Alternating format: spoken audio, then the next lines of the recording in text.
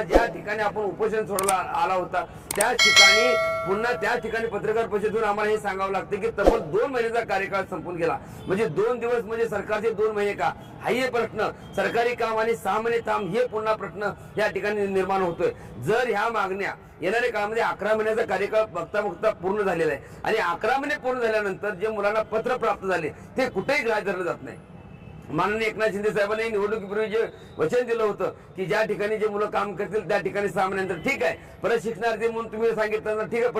परत शिकणार्थी, पण 11 महिन्यानंतर जे पत्र प्राप्त होणार आहे, 11 महिन्यामध्ये तुम्ही सरकारने एवढ्या मुलांना काम दिलं, मग ह्या मुलांना कुठं काम लागणार आहे किंवा त्या पत्राचा वापर कुठं होणार आहे, हे देखील त्या ठिकाणी खूप महत्त्वाची गोष्ट आहे। हे आम्ही विचारण्यासाठी किंवा हे आमचे म्हणणं माननीय एकनाथजी शिंदे साहेबांच्या पाशी मांडण्यासाठी आम्ही माननीय उद्धव साहेबांना विनंती केली होती, बरेचसे साहेबांना विनंती केली होती, पण अद्यापही तब्बल 2 महिन्याचा कार्यकाल उलटून गेलाय पण आमचा कुठेही विचार या ठिकाणी झालेला नाही। म्हणून पुन्हा एकदा आम्ही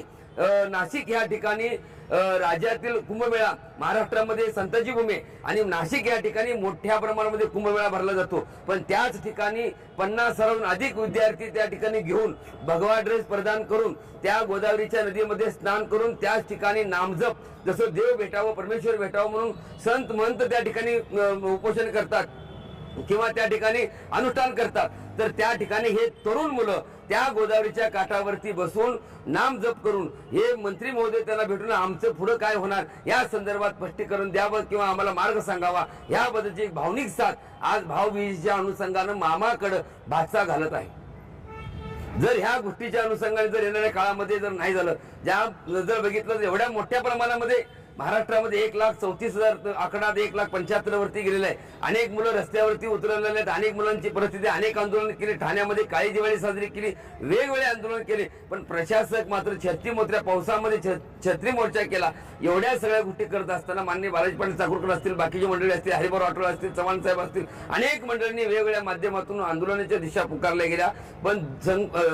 देहू ते पंढरपूर, देहू ते पुणे, देहू ते मुंबई पायदिंडी काढली, तरी देखील प्रशासक ह्या ठिकाणी ह्या मुलांच्याकडे गांभीर्याने बघत नाही। म्हणून आम्हाला पुन्हा एकदा हे अमरण उपोषण असेल, आंदोलन असेल किंवा त्या ठिकाणी कुंभमेळ्याच्या अगोदर ह्या तरुण मुलांचा कुंभमेळा या नाशिकमध्ये येणाऱ्या 2-4 दिवसांमध्ये आम्ही तारीख फिक्स करणार आहोत आणि सरकारने आम्हाला त्या ठिकाणी शांत आणि संयमी पद्धतीने मामाची भेटीची ओढ, मामाने कुठल्या पद्धतीने आम्हाला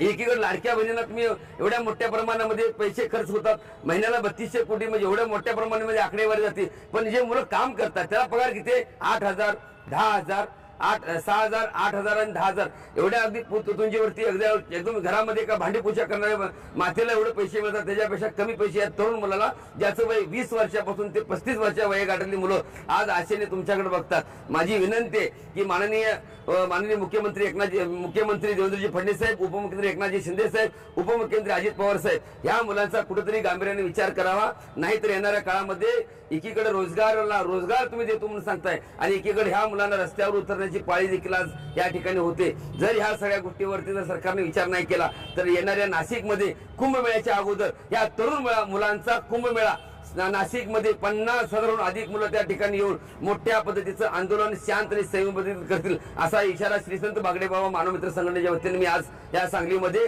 ज्या ठिकाणी उपोषण झालं त्या ठिकाणी स्थळावरून देतो।